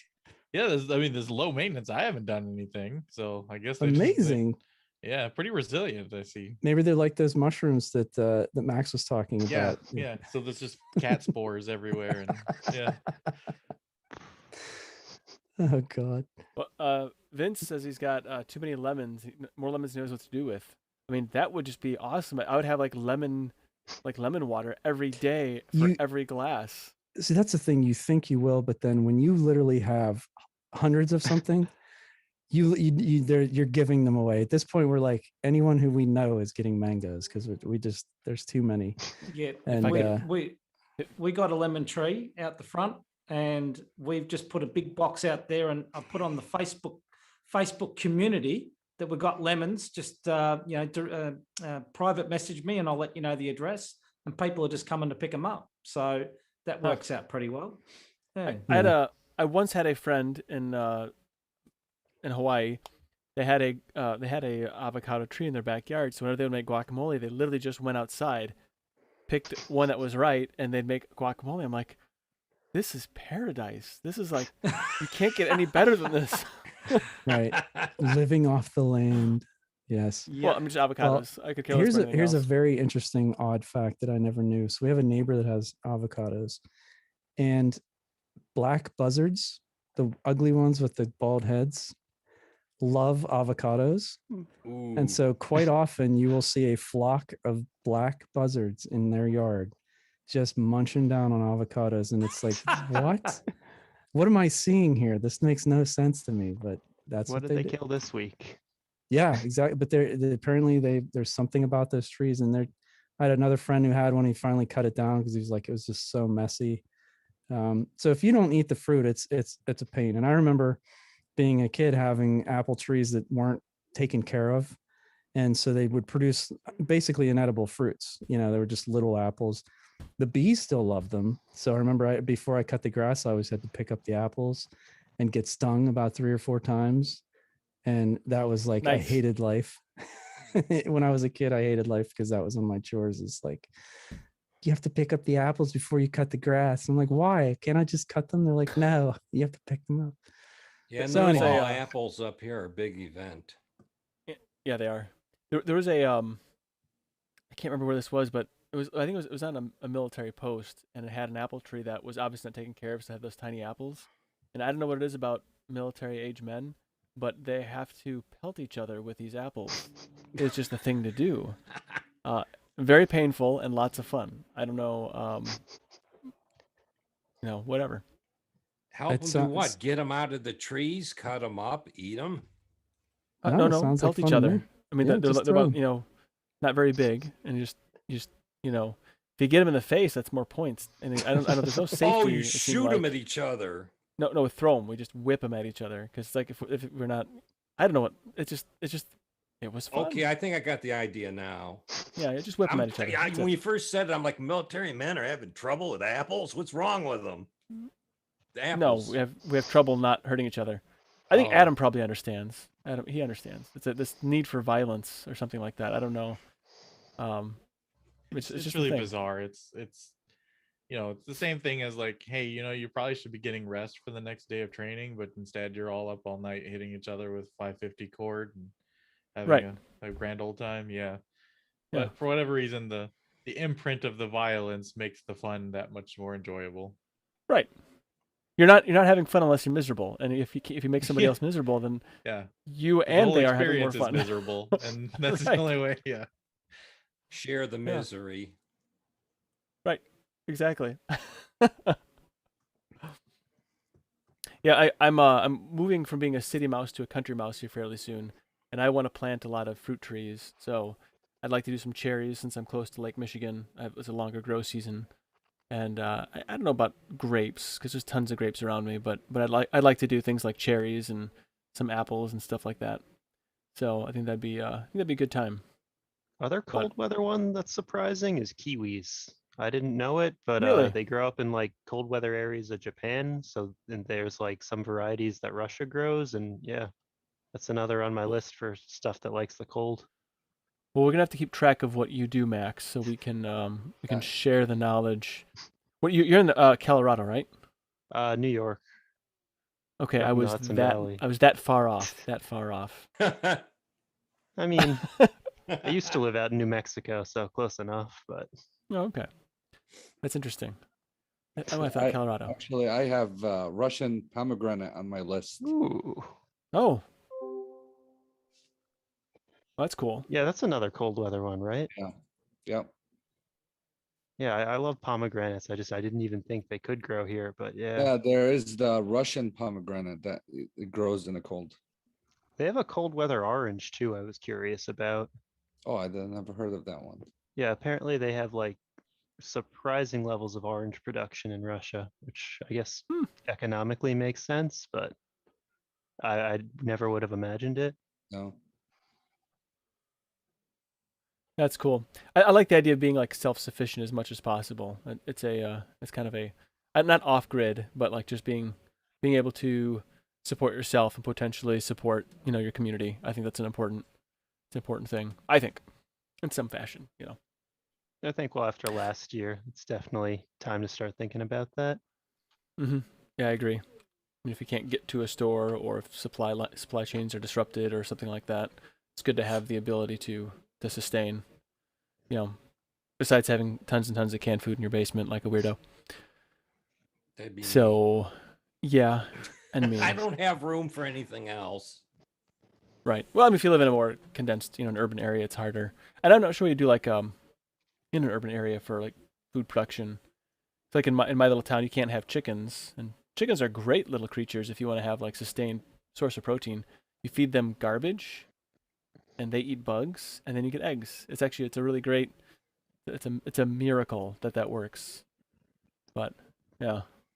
There was a Latin American city that did some experiment with like domestic chickens, and they offered everyone like 3 chickens as like a reduction in their trash bill. And the city ended up saving so much in the amount of waste they had to haul, it paid for itself. Really? Right. Yeah, I believe it. Because chickens will eat a- anything. We have a neighbor down the street who has some chickens, And you get an egg. Occasionally, they make their way across the road, as the joke goes, and sometimes they just stop in the road, and you're just like, "Well, I almost ended your life, little chicken. You might want to get on your way, man." I'll rethink this strategy. Yeah, yeah, and they have like a rooster or whatever that screams every day. So Yeah, those are good for crock pots, I think. Because they don't do anything else for you unless you want to get more chickens. But yeah, no, I think the idea of like self-sufficiency is a good thing. It's actually self-sufficiency is actually all part of the reason why it's like why I like Linux, because of the self-sufficiency nature of it. And not to do the tie-in, whatever, but there's a lot to be said for being able to take care of your own stuff, grow your own food, compile your own operating system, Gentoo, whatever, if you like hurting yourself, and so forth. But I'm still on the same Linux LMDE4 that we did when Rocco was doing distro challenges. I'm okay. still using that right now. And I've got it basket weaved so complex that I could never put it back together the way it is now. So I Clonezilla'd it. Because I Nice. got, Steam running in it. I got Lutris running in it. I got Wine running in it. I got an advanced kernel forwarded into it. I mean, it goes on and on and on and on. And then I have stuff held back so it doesn't, go backwards. Right. I'm curious, has anyone here tried any other distributions lately? I know that I know that Colin, he's always active. Like 6 days ago you did I can't remember now. You did something 6 days ago. Pear OS, speaking of fruit. Oh yeah, Pear OS. That's correct. Yes. Was anyone else they're looking like Apple. They've got a real Apple feel, haven't they? Yeah, they do. Well, yes, they do. The Finder looks like a Finder. Did you how did that compare to? Did they use like the Cute Fish desktop for that too? I haven't watched that video yet. No, it was KDE Plasma. Okay. Oh, okay.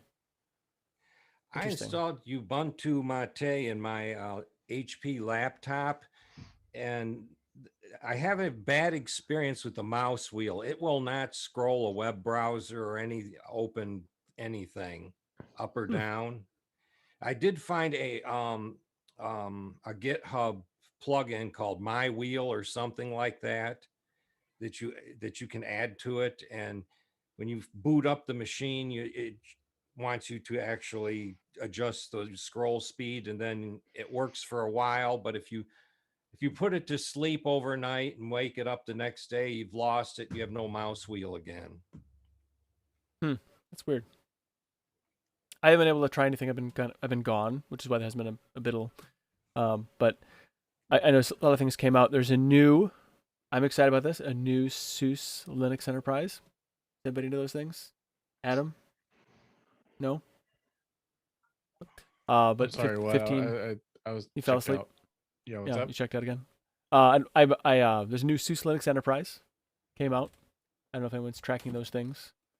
Android x86. Has anyone played with the x86 version of Android? No. No. I guess I was talking to someone like Mario Gaspari. He's part of the Destination Linux Network, and he's playing with the x86 version of Android. I can't remember what the reason was now, but I thought, I just think it's interesting that's still being done, because it seems like everything Android is all, ARM But any other distributions anyone's tried lately? Have anyone tried anything exciting? I installed Ubuntu Unity about 3 weeks ago, and it's Yeah. still on my computer. Yeah, actually, it works. It's working pretty good, really good. Do you feel like it's aging okay, or does it feel like it's It's does it still feel long in the stuck tooth? in the old days, 2010 and 12, but it's Unity. Okay. Better Do you than think- I mean, Go ahead. I feel like it's better and more modern than XFCE. So Do you feel like Unity would still hold up against like GNOME today? I don't think so. No, Don't think it so? needs a lot of work.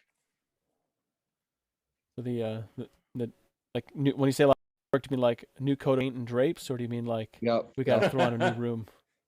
No, new code, I mean everything. New I feel like carpeting. it's too stuck.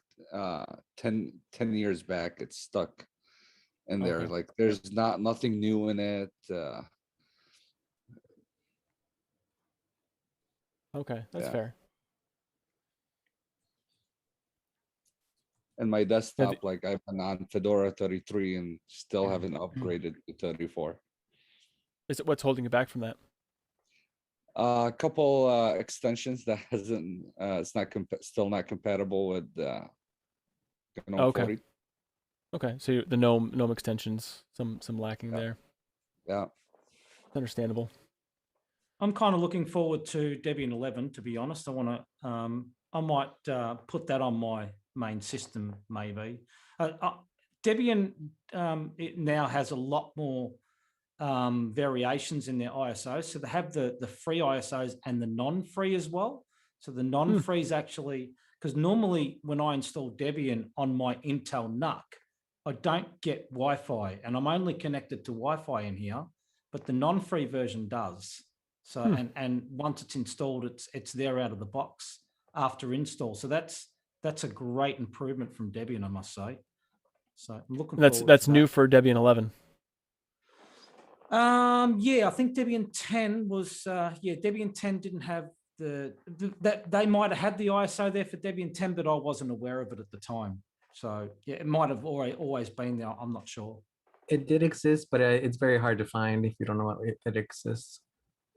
Yeah, The best thing you can do if you want to search for it is don't use the Debian website, just search for it on Google. Yeah, Probably faster. it's one of those things. Yeah, That's slightly alarming. Debian's website is very hard to find things, to be honest. Yeah, the it's only kind of a downfall. real turd to find things on. You They really don't even It let does you. kind. Go ahead. They keep you off the wiki if you use a VPN, which is kind of strange in this day and age. But I would say it does. The website does look like it's stuck in an era of about 15 years ago. It hasn't really had any refreshing. It seems like. Well, Yeah, if you no. go to the existing homepage now, that's actually been updated just recently. Oh, okay. Well, good.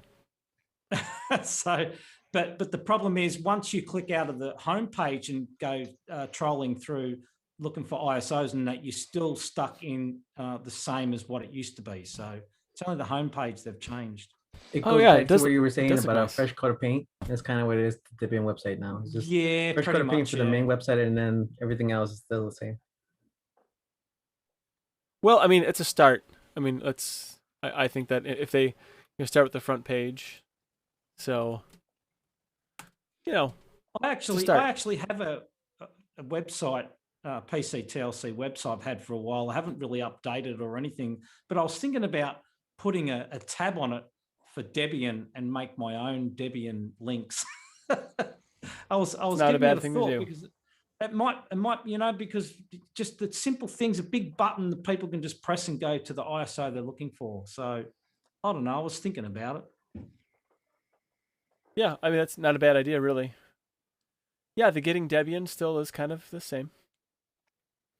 Yeah, it's fine. Whatever. But yeah, you should do that. You should do that to your website, and then you should share it with the rest of us, so we can all marvel at what ease of use is for Debian. Well, right, it is that time, so I want to go around the horn and last word for everybody. Eric had to duck out early. Not sure if you noticed, but he did duck out early. And so, Eris, last word. Thank you for the show. Thank you for everybody for joining. See you next week. Well, I appreciate you being here. It's you're a little quieter today than normal, but hey, that's all right. You know, at least you're here. You know, absorbing, right? Something, interacting in the chat. It's nice to have you.